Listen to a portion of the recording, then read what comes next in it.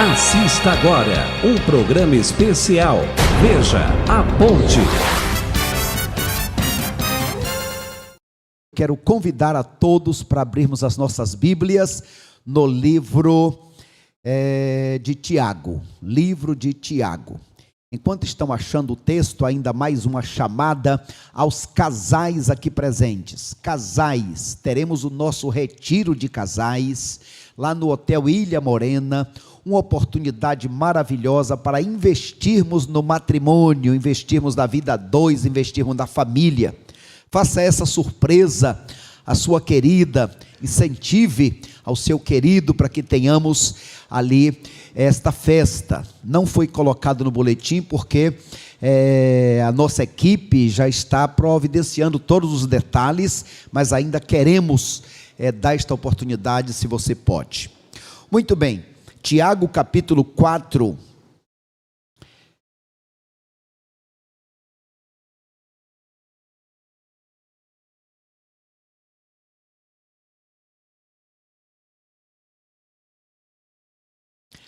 Vamos ler a partir do verso 6, Tiago 4, verso 6.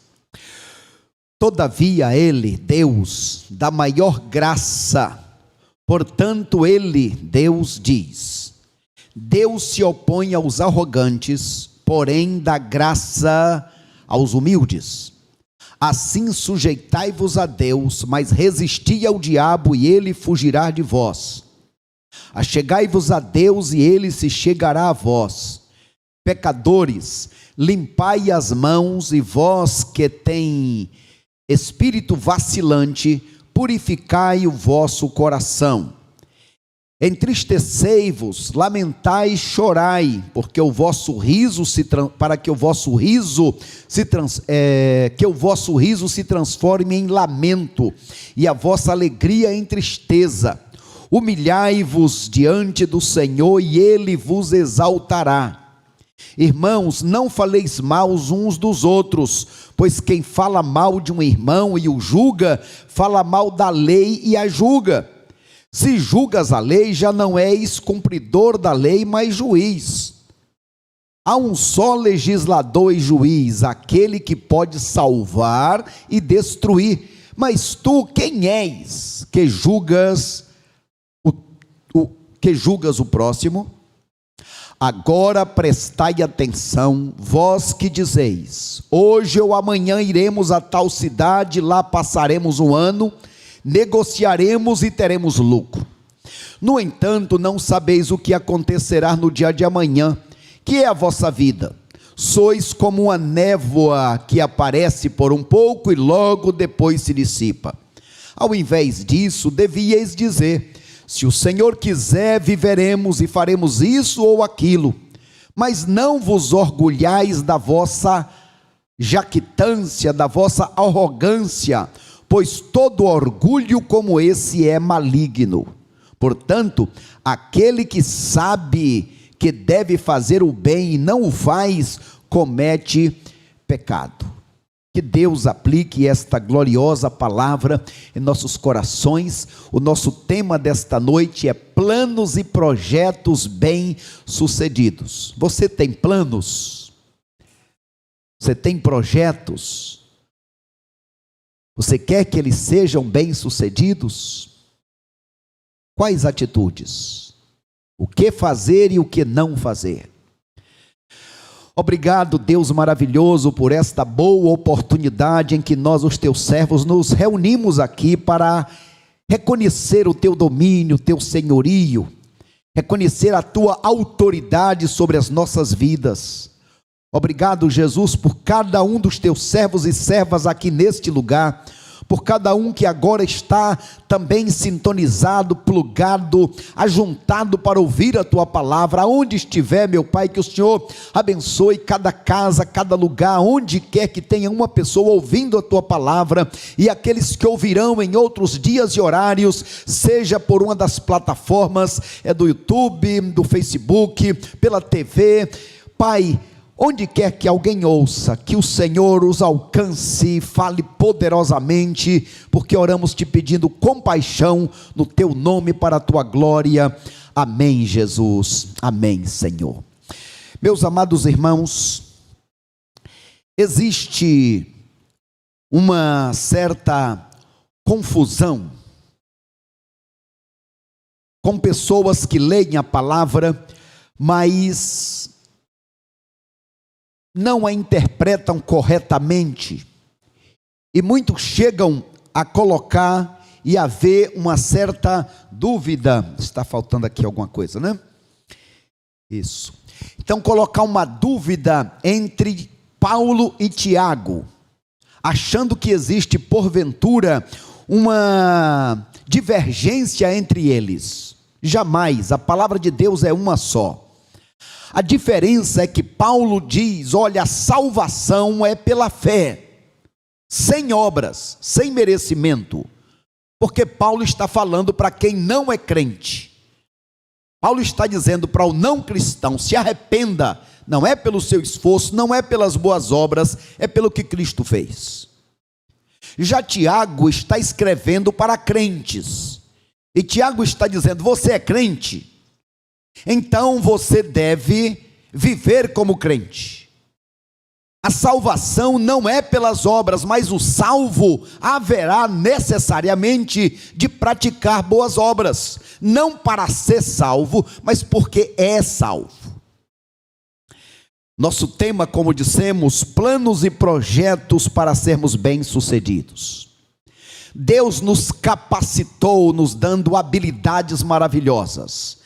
Deus nos deu, como colocamos aí, imaginação.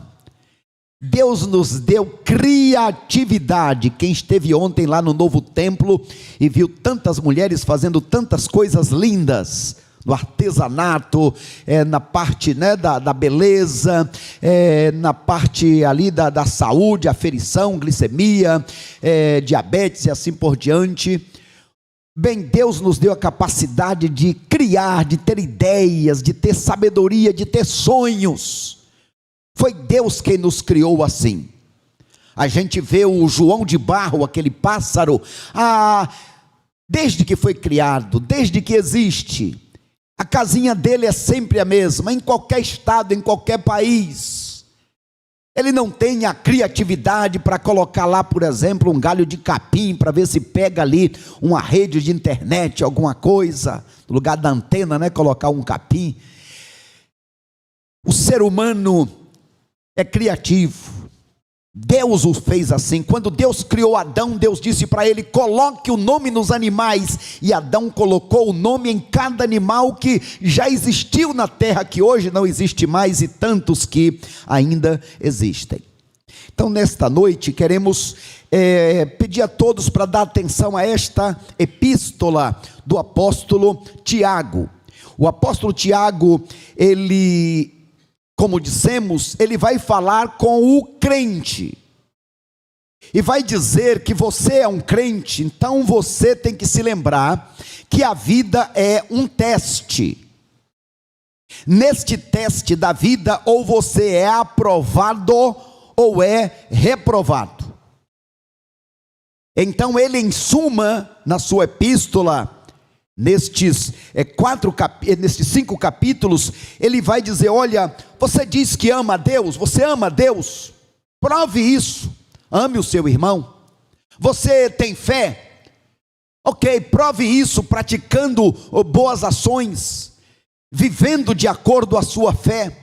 Você é uma pessoa que diz que é espiritual? Ok, prove isso controlando a sua língua, praticando a temperança, o domínio próprio.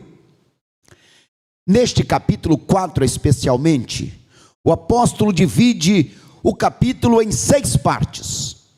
Acompanhem comigo. A primeira parte, dos versículos de 1 ao 3. Saiba pedir sem usura. Muitos pedem e não recebem, porque pedem mal, para gastar nos seus próprios deleites. Pede a bênção para se afastar de Deus. Deus conhece. Então, primeiro, peça sem usura. Segundo, lembre-se que a amizade com o mundo entristece a Deus. Versos 4 ao 6 do capítulo 4. Terceiro, manter a sujeição e a amizade com Deus é indispensável para que você seja bem-sucedido na vida. Se submeta a Deus, se relacione, mantenha a amizade.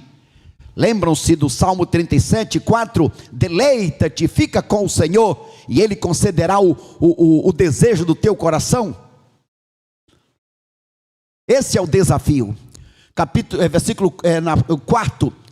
Cuidado para não julgar os irmãos, porque Deus, Ele é o legislador, é Ele quem julga. Versos 11 e 12.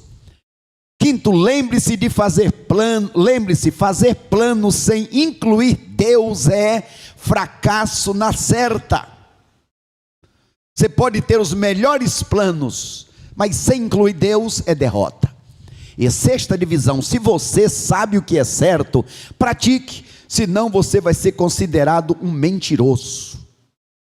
Quando pensamos então neste capítulo 4, eu faço um destaque especial aqui para os versículos 7 ao 12, e nesses versículos 7 ao 12, ele destaca 7 atitudes de um servo de Deus. Você é um crente em Cristo? Se não é, se converta, entregue a vida para Cristo. Mas se já é um servo de Deus, estas características têm que serem manifestas em você. Quais são elas? Primeiro, sujeitai-vos a Deus, resisti ao diabo, chegai-vos a Deus, limpai as mãos, purificai o coração, senti as vossas misérias, lamentai, chorai. E ele vai nos levando aqui a mais do que uma religiosidade, a uma intimidade, a um quebrantamento, a um relacionamento, quando ele diz: converta-se o vosso riso em pranto, converta o seu gozo, a sua alegria em tristeza, humilhai-vos perante o Senhor, para que Ele no seu tempo certo vos exalte. Você é um servo de Deus, pare de falar mal dos seus irmãos. O que é que ele está dizendo aqui? É que muitas vezes, irmãos, nós estamos na igreja, e então nós participamos do culto, cantamos, oramos, mas muitas vezes, durante a semana toda, nós nos esquecemos do relacionamento. E aí nós vamos ficando um pouco insensíveis, e quanto mais a gente se afasta de Deus, mais a gente se acha bom, mais a gente se acha autossuficiente. No livro de Isaías, nos primeiros capítulos, Isaías dizia: ai de ti, ai de ti, ai de vós, ai de todo mundo. Até que chegou no capítulo 6, quando Isaías teve uma visão de Deus, e aí ele começou a dizer: ai de mim, porque eu habito no meio de um povo impuro, e eu sou impuro, e os meus lábios estão impuros, ai de mim. Ou seja, quanto mais você se aproxima de Deus, mais você vai sentir a sua pequenez. Quanto mais você se aproxima, mais você vai querer se aproximar mais.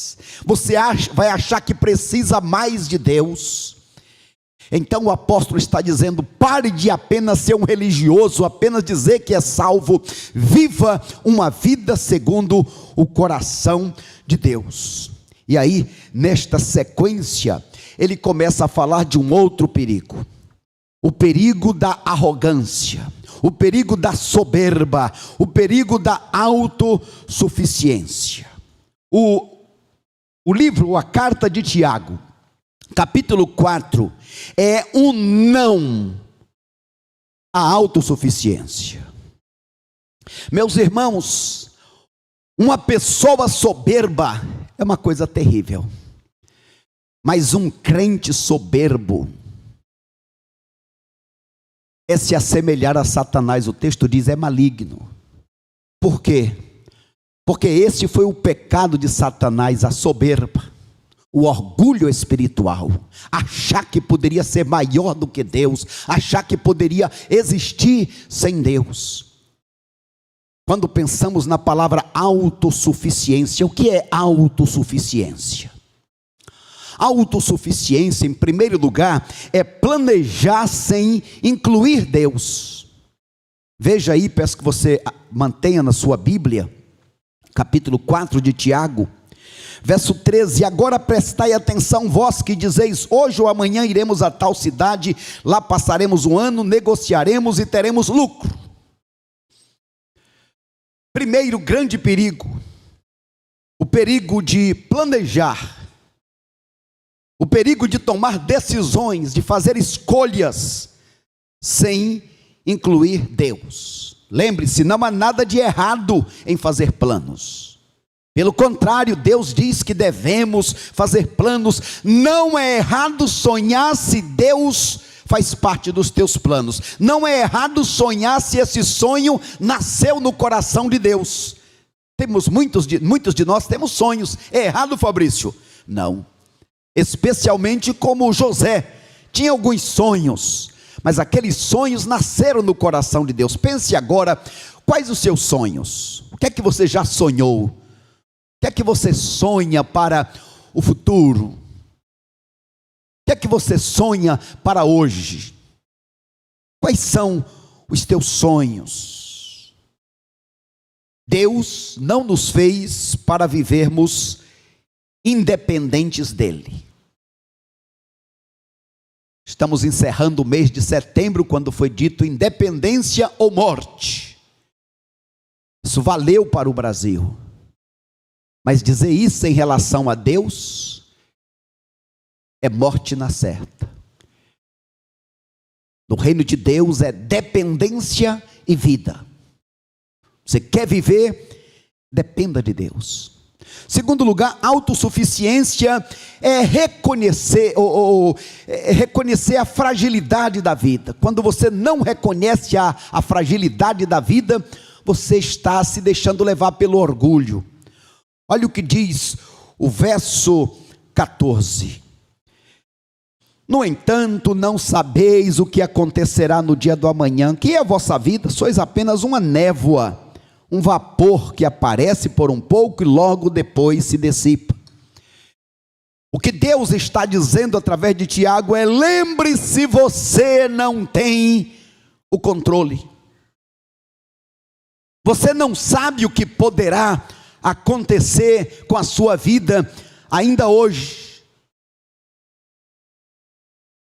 Tivemos aqui o nosso programa celebrando a recuperação, e naquele programa a coisa primeira que a gente aprende é: eu não sou Deus, você não é Deus. Muitas vezes queremos tomar o lugar de Deus, com ansiedade, com pressa, sem querer esperar. Lembre-se, a nossa vida humana caminha rapidamente para o fim. Por isso o próprio Jesus disse: não acumuleis para vós tesouros na terra, que é a vossa vida. Terceiro, autossuficiência é deixar de depender de Deus. Veja aí o que diz o verso 15. Ao invés disso, devíeis dizer: se o Senhor quiser, viveremos, faremos isto ou aquilo. Quantas pessoas literalmente quebrando a cara, porque não dependem de Deus. Duas coisas ficam claras quando nós de fato dependemos de Deus. A primeira é que a gente confessa: eu estou nas mãos dele, estou buscando a direção, não a vontade permissível, quero a vontade soberana, particular de Deus na minha vida. Nos lembramos de pessoas que tomam decisões, que fazem planos e literalmente quebram a cara. Lá no livro de Ruth encontramos quando aquele homem, pai de família, um profeta, viajou para o país de Moabe, país idólatra. E o que aconteceu lá? Morreu o seu filho, morreu o outro filho, ele mesmo, o pai, veio a morrer. Era esse o plano de Deus? Não sabemos. Mas o fato é que precisamos ter cuidado ao fazer planos, ao tomar decisões, especialmente se não buscamos a direção de Deus. Eu, jovem pastor recém-consagrado, estava em Feira de Santana, era pastor auxiliar da Igreja Batista de Campo Limpo. Havia ali um futuro promissor, havia possibilidades, mas eu, desde que fui para o seminário na Bahia, em Feira de Santana, fiz os primeiros 4 anos e queria depois continuar estudando. E eu tinha no meu coração a certeza de que eu ia para uma cidade grande, uma região grande, ou Recife, ou Rio de Janeiro, ou São Paulo. Deus me abriu uma porta no Rio de Janeiro, achei que não era para lá. Deus me abriu uma porta em São Paulo, e eu entendi que deveria vir para São Paulo. Fiz a minha matrícula na faculdade teológica, recebi o convite de uma igreja, e o convite me dava a garantia do sustento, a garantia da moradia, e o lugar onde eu iria trabalhar, na Vila Jaguara, para abrir uma nova igreja. Eu vinha para abrir igrejas na cidade de São Paulo. Esse foi o meu plano, esta foi a minha viagem, mas quando eu cheguei aqui, deu tudo errado. Aquela igreja tinha se dividido, me prometia ainda as coisas que tinha prometido antes, mas eu teria que mudar de denominação batista, da Convenção Batista Brasileira para a Convenção Batista Nacional, e eu disse que o homem de Deus, o servo de Deus, deve ser renovado de espírito, mas que eu não tinha a intenção, o plano de mudar de denominação. Por causa disso, aquele líder me virou as costas, e a partir daquela noite eu não tinha mais onde morar, não tinha mais o sustento, não tinha mais onde trabalhar, e naquela noite eu fui dormir embaixo da marquise do Mercadão da Lapa. Uma noite só, mas foi uma noite que Deus usou para impactar a minha vida. Mas também veio a pergunta: será que você fez a coisa certa? Você não deveria ter ficado lá, que tinha segurança e futuro? Mas eu tinha a convicção de que Deus me queria. Em menos de 15 dias fui apresentado para 2 igrejas, uma delas grande, de tamanho do templo, estrutura física, com tudo que se pensa de uma igreja de boa estrutura, com casa pastoral, com linha telefônica, com carro para os trabalhos. E uma outra igreja que não tinha nada disso, apenas uma estrutura, mas com pouquíssimas pessoas. A de lá oferecia naquele tempo 8 salários, a de cá oferecia 1 salário mínimo. Mas Deus colocou no meu coração de que era aquele lugar que eu deveria ir ficar. E Deus me abençoou, e aquela igreja que era a menor da associação, daqui a pouco já era a 3ª maior.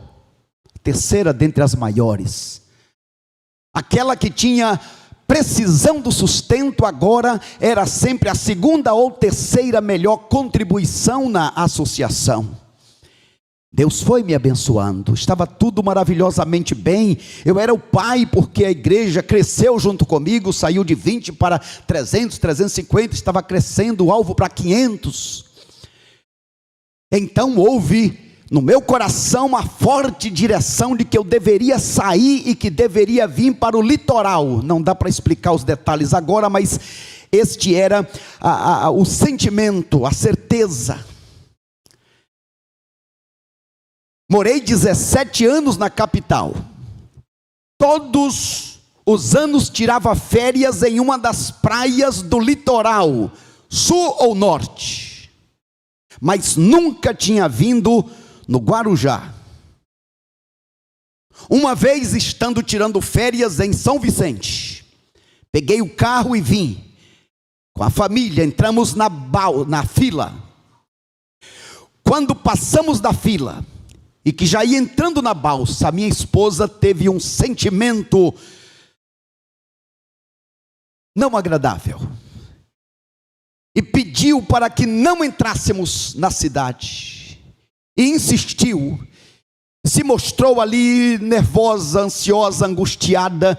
Eu então parei antes de entrar na balsa, fiz um desvio, pedi a um policial, a um guarda, para nos tirar da fila da balsa, porque ela tinha familiares que morou nesta região do Porto no passado, e que tinha um sentimento de antro do pecado, e o medo, a preocupação com o desvio dos filhos, com a morte dos filhos.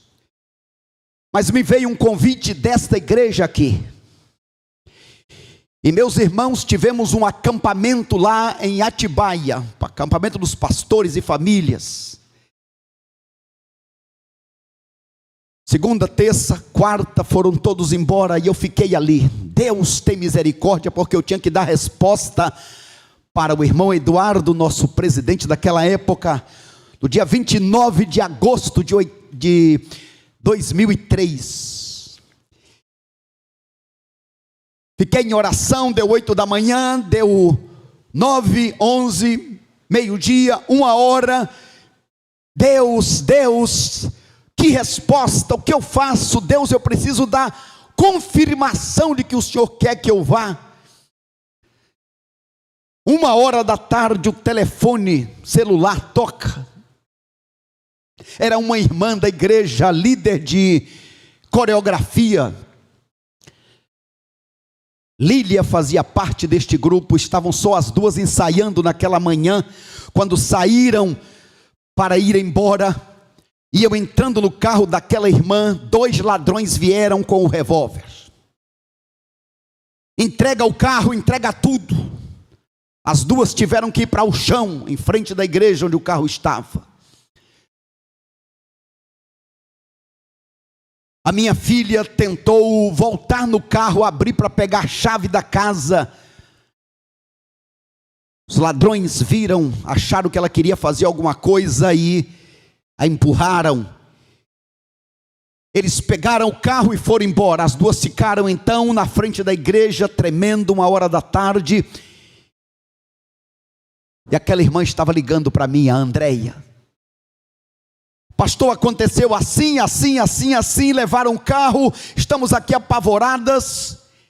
Enquanto elas contavam esta história, uma voz veio na minha mente, no meu coração: se eu não guardar, se eu não proteger a tua família, todos serão dizimados, seja lá em Guarujá, seja aqui em São Paulo, ou aonde quer que seja. Se eu não guardar, se o Senhor, como diz a palavra, se o Senhor não aguardar, em vão vigia os sentinelas.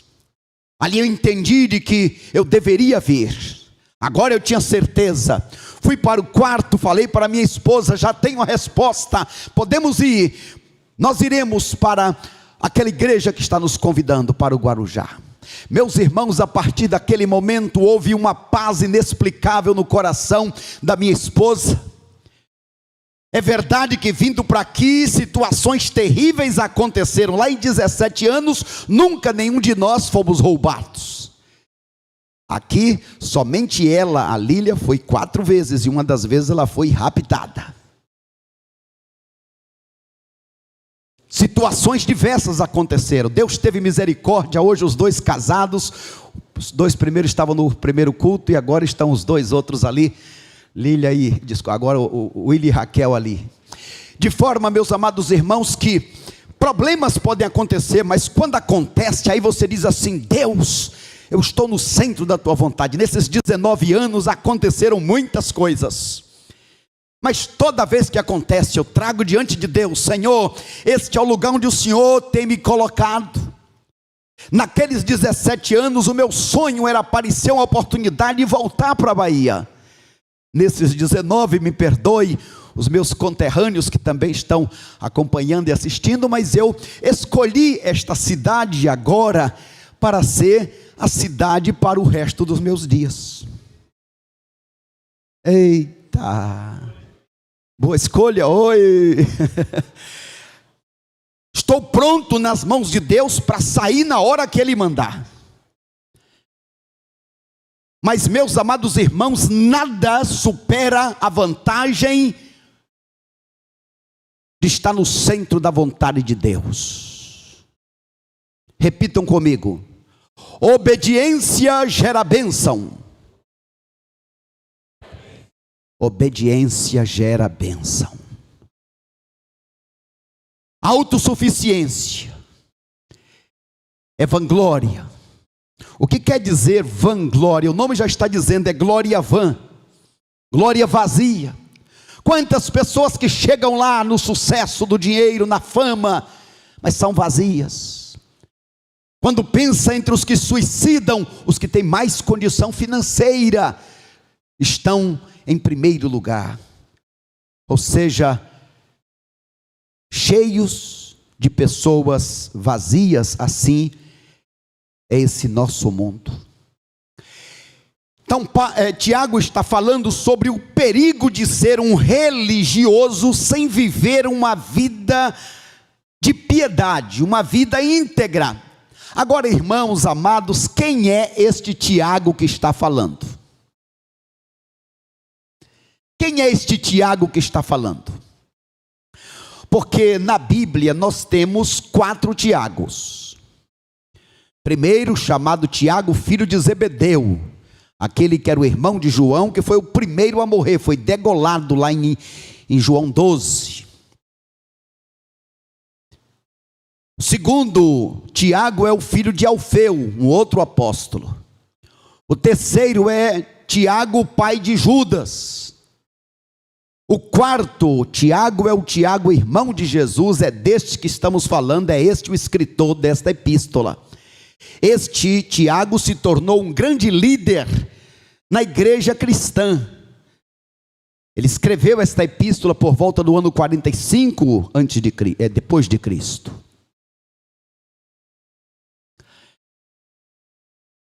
Mas qual é o segredo? O segredo, irmãos, é que assim como temos projetos, Deus também tem projeto. E o grande projeto de Deus é a salvação de cada pessoa. No sentido do ser humano e da salvação, Deus permite ao homem o livre-arbítrio. Existe projeto de Deus frustrado, sim ou não? O projeto de Deus pode ser frustrado? Os projetos de Deus em relação às coisas, não, Deus quer e assim vai acontecer. O projeto de Deus em relação ao ser humano pode ser frustrado ou não? Sim. Por exemplo, diz a Bíblia em Timóteo, o plano, a vontade de Deus é essa, a vontade de Deus é essa, que todo homem se arrependa e seja salvo. Mas nem todos querem. Deus tinha um projeto para salvar Tiago. Tiago foi irmão de Jesus, mas Tiago e os outros irmãos, nenhum deles se converteram enquanto Jesus estava aqui na terra como homem.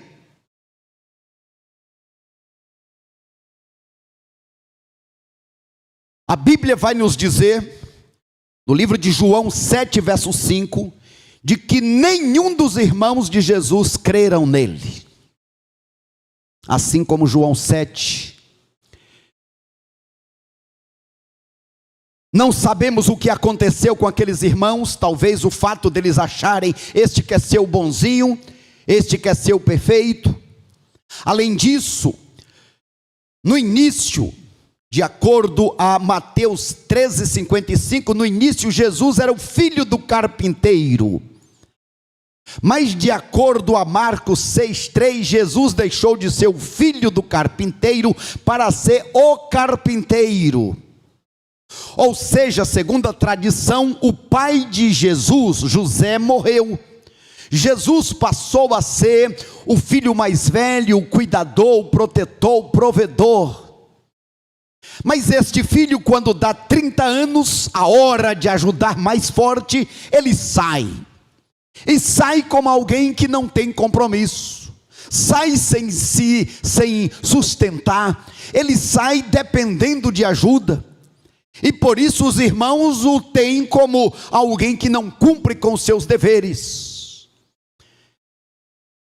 Mas, mesmo sabendo que a Maria deve ter dito, meus filhos, o seu irmão Jesus, ele tem uma missão maior, ele tem um chamado, ele é diferente de vocês, mas nada disso satisfazia. O que é que aconteceu para que esse Tiago agora seja um crente que não quer ser apenas um religioso, mas um crente que quer relacionamento, intimidade com Deus?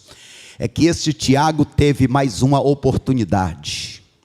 A Bíblia diz que depois de morto e ressuscitado, Atos capítulo 1, verso 3, depois da ressurreição, Jesus ficou mais 40 dias aqui na terra, antes de ir para o céu.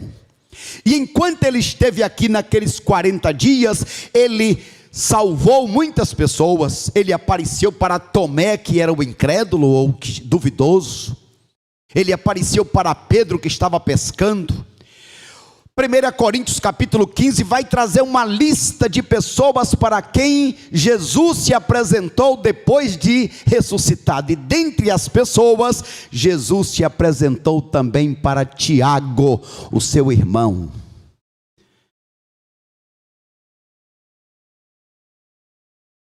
E ali Tiago pôde entender que o meu irmão é mais do que o meu irmão é o Filho de Deus, o meu irmão é o próprio Deus, o meu irmão é o Salvador do mundo, o meu irmão passa a ser o meu Salvador.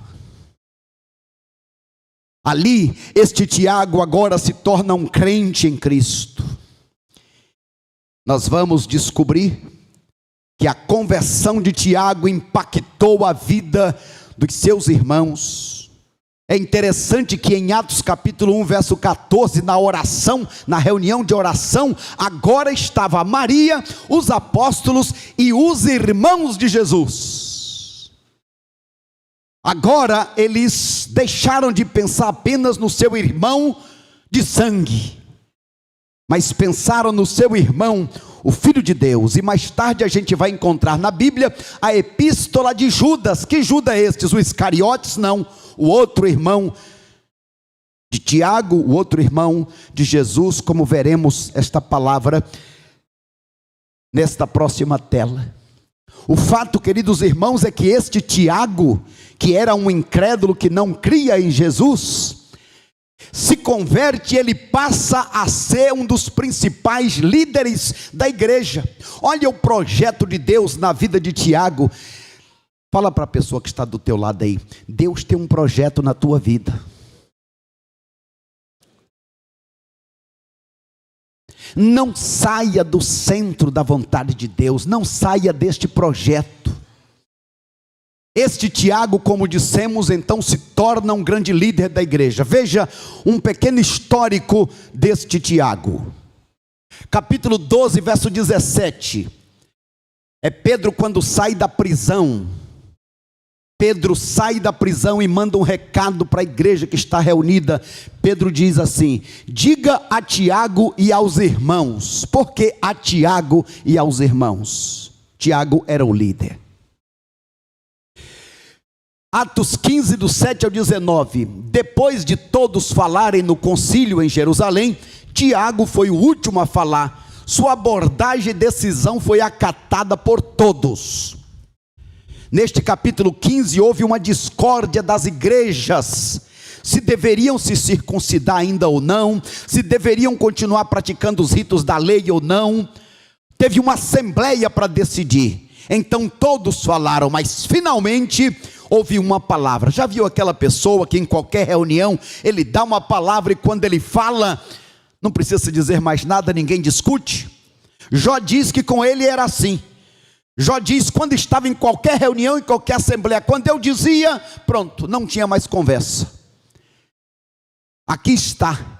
Naquela assembleia, o irmão Tiago dá uma palavra. Olha, é o seguinte: a partir de agora então, os crentes estão liberados para servir a Deus sem precisar se circuncidar. Apenas vão se afastar da prostituição e da carne sufocada. Nenhum das imposições da lei mais será colocada sobre ele. É interessante a carta de Tiago, que ele começa: irmãos, igrejas espalhadas, saúde. E termina a carta dizendo: bem vos vá. Uma maneira informal, nada daquelas chaves que as pessoas decoram para poder falar. No reino de Deus não tem esse negócio de só pode ser a saudação desta ou daquela maneira. É do coração, não é uma linha de trem de ferro, é o avião livre. capítulo 21, verso 18. Paulo, depois da terceira viagem, foi procurar Tiago e os irmãos que estavam com ele. Paulo está viajando vários países e lugares. Depois ele chega em Jerusalém. A quem ele vai procurar? A Tiago e os líderes. Tiago era o líder principal. Gálatas 2:9. Paulo chama Tiago, Pedro e João de colunas da igreja em Jerusalém. Paulo teve essa visão, ele olhou e quando cheguei lá, eu vi esses três irmãos e eu entendi que eles eram as colunas, os líderes principais. Qual é o primeiro? Tiago, Pedro e João. Gálatas 2:12. Chegaram alguns que se diziam enviados por Tiago. Pedro e Barnabé se deixaram influenciar. Ou seja, eles estavam fazendo uma refeição, comendo lá uma feijoada. Pedro e Barnabé estavam juntos. Mas chegaram alguns outros irmãos judeus e recriminaram. Então rapidamente Pedro e Barnabé se afastou daqueles irmãos. Porque aqueles irmãos que chegaram, aqueles judeus disseram assim: nós estamos vindo em nome de Pedro, o líder da igreja. Aí então Paulo repreende a Pedro e a Barnabé, dizendo: vocês que se dizem judeus, não vivem como judeu, querem obrigar os outros a viver como judeu? Paulo pegou pesado, mas o fato é que aqueles que vieram para ter autoridade diziam que eram mandados por por Tiago. Por último, olha só, Judas se apresentando. Esse Judas é o irmão de Jesus, irmão de Tiago. Judas, servo de Cristo, irmão de Tiago. Tiago, na sua epístola, também se apresenta como servo de Cristo. Judas não quer se dizer irmão, achando que seria assim, para não dizer que é vaidade minha. Então ele diz: servo de Jesus Cristo, irmão de Tiago. Meus amados irmãos, é maravilhoso sabermos de que Deus tem planos para as nossas vidas e que Ele deseja que a gente viva no centro da vontade dEle.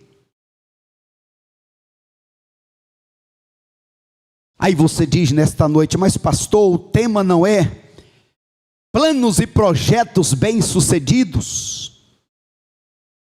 Quais os segredos?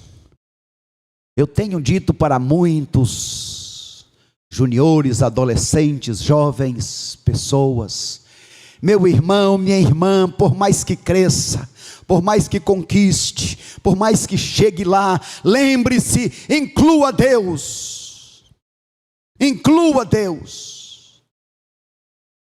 O que fazer para termos planos e projetos bem-sucedidos?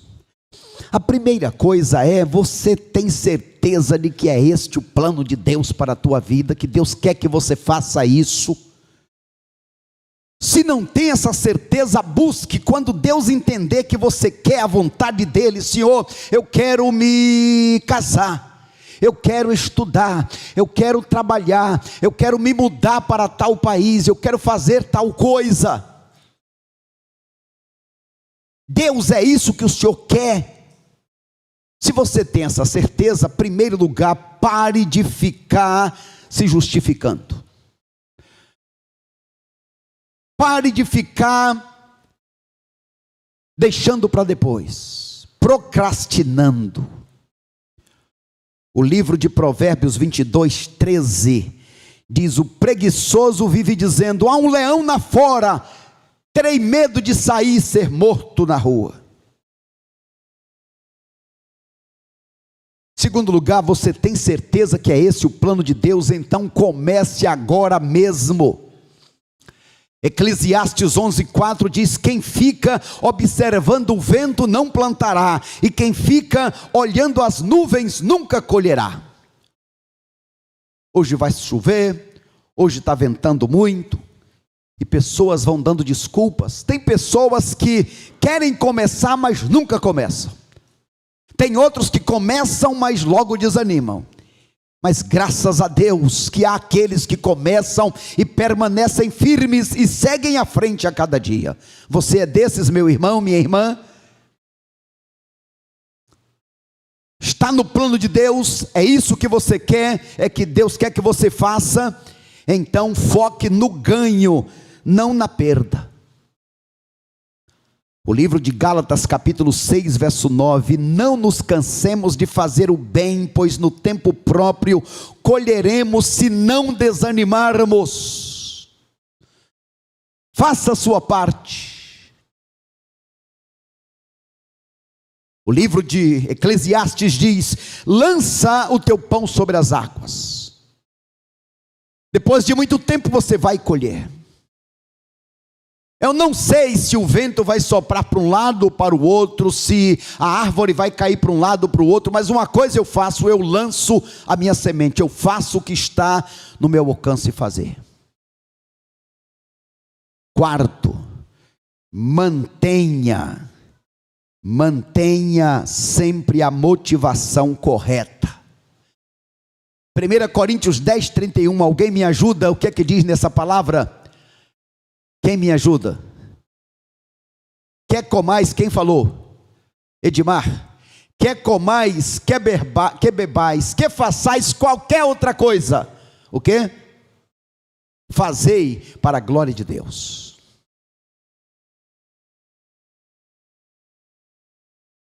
Não é buscando a sua glória. Quinto, você quer ser bem-sucedido? Dependa de Deus. Veja só, esse depende é para começar, mas é um depender na continuidade, é um depender constantemente. Como eu disse, eu vim para São Paulo, tudo que tinha planejado falhou, e agora? Houve um Deus que deu socorro. Vim para aqui, muitos problemas aconteceram. Cada um dos problemas que surgiram, colocados na mão de Deus, e Deus misericordioso foi dando e tem dado a vitória. A regra do reino de Deus é: complete a prova. Servo de Deus, serva de Deus, o Senhor não espera que você desista. Nunca desista da sua fé, nunca desista da sua vida, nunca desista da sua família, nunca desista do seu casamento, nunca desista da sua igreja, nunca desista das suas ideias, nunca desista dos seus sonhos, nunca desista de Cristo.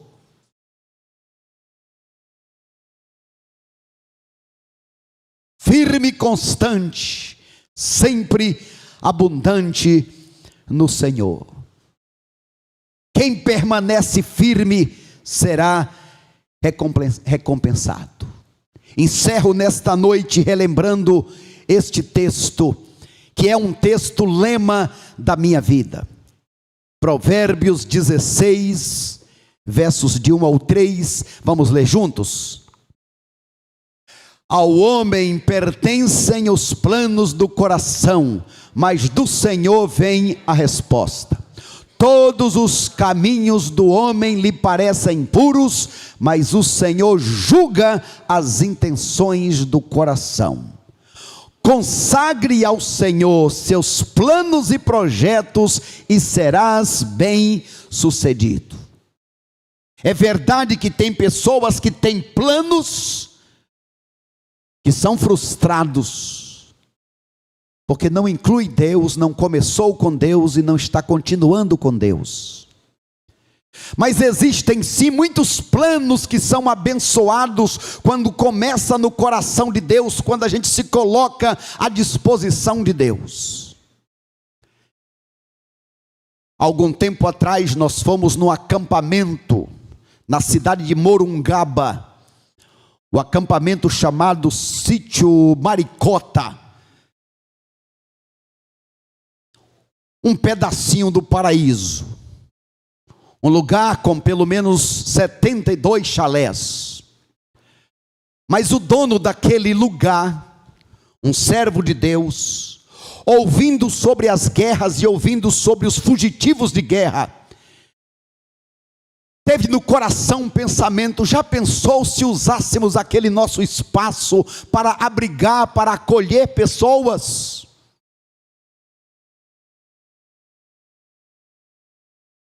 Incrivelmente que a esposa dele teve o mesmo sentimento. Então pensaram: por que não colocar este nosso espaço à disposição?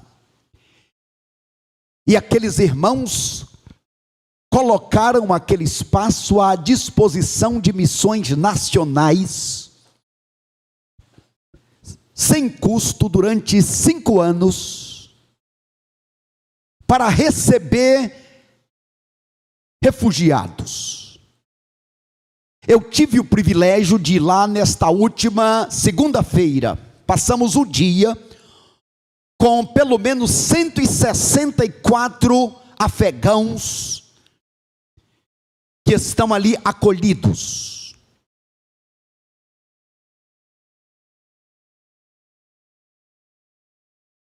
É como se você saísse do Brasil e estivesse em outra terra, porque todos estão vestidos de forma característica. Ali tem muitos homens e mulheres e crianças. Já nasceu um brasileirinho dentre os que têm chegado ali, tem vários para nascer. Ali encontrei líderes de mesquita que precisaram sair fugidos. Estão sendo amparados.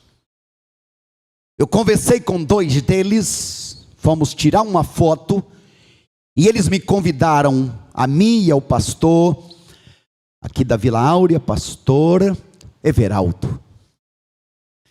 Vocês querem tomar um chá conosco, que é um chá afegão? Trouxemos e ainda temos um pouco. Querem tomar conosco? Claro. Correram para fazer o chá.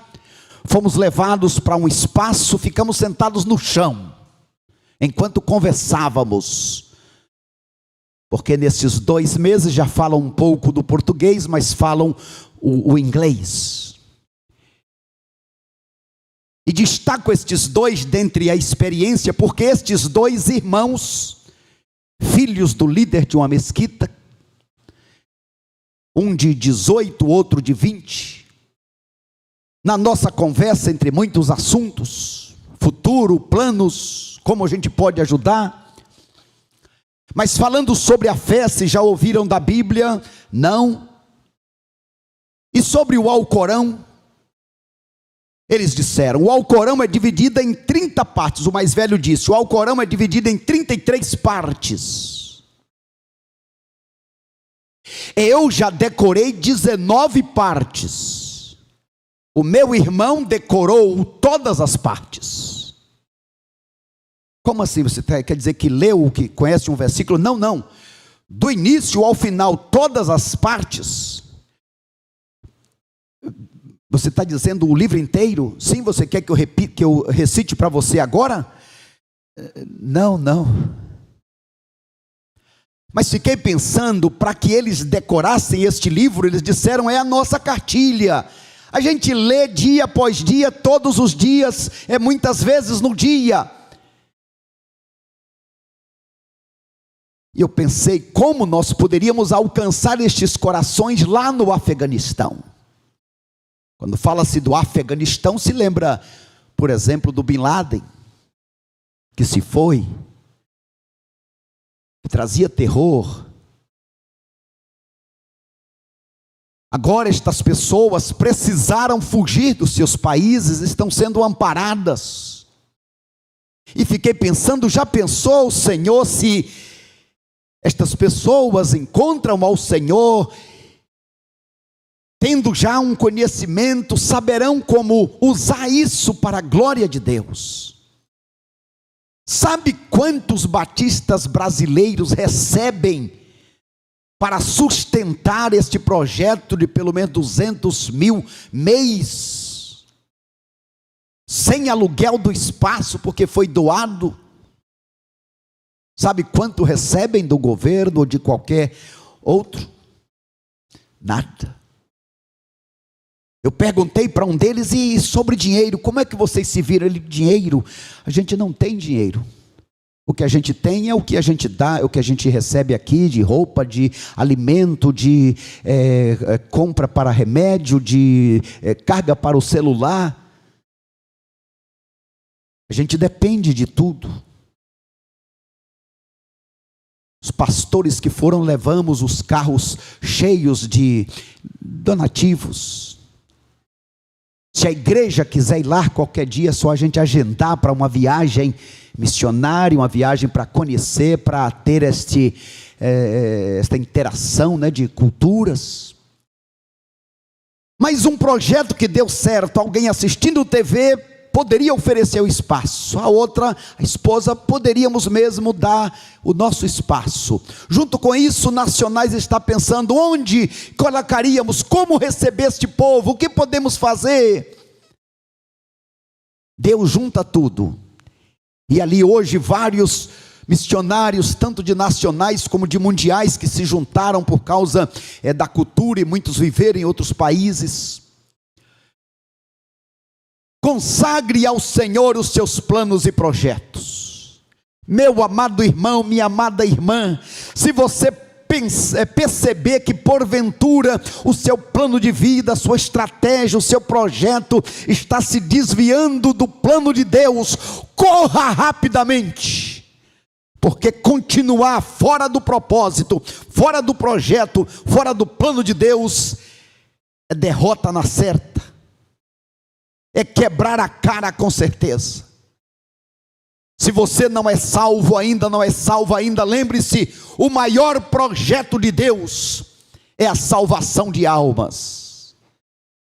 Não é por acaso que estes tais vieram, e não é somente afegãos de muitas outras nações em tantos lugares que estão sendo acolhidos. Quanto eu e você podemos investir nisso? O que eu e você podemos fazer? Ore, Deus me ajuda a fazer a minha parte nesse pouco tempo que eu ainda tenho aqui nesta terra. Deus me usa para a tua honra e para a tua glória. Se você não se converteu ainda, hoje é o dia aceitável. Hoje é o dia da salvação.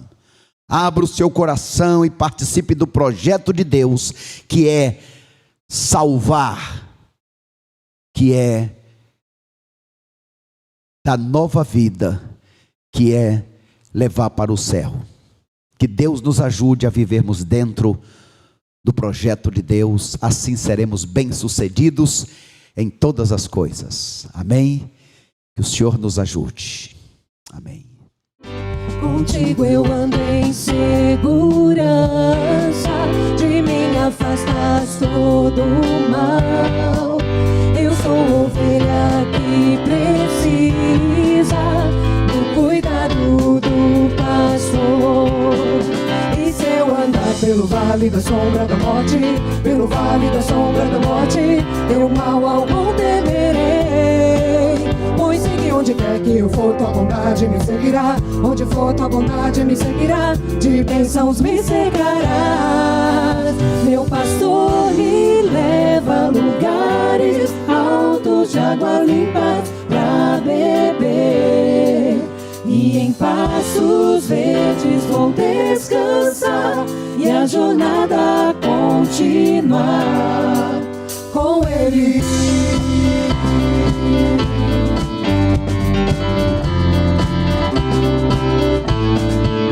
Contigo eu ando em segurança, de mim afastas todo o mal. Eu sou ovelha que precisa do cuidado do pastor.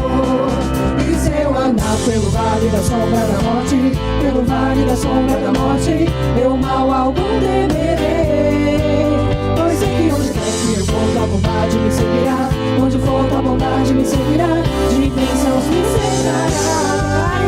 Meu pastor me leva a lugares altos de água limpa pra beber. E em pastos verdes vou descansar, e a jornada continuar. E se eu andar Pelo vale da sombra da morte, pelo vale da sombra da morte, eu mal algum temerei. Pois seguirei, é que eu for tua vontade me seguirá, onde for tua vontade me seguirá, de bênçãos me cercarás.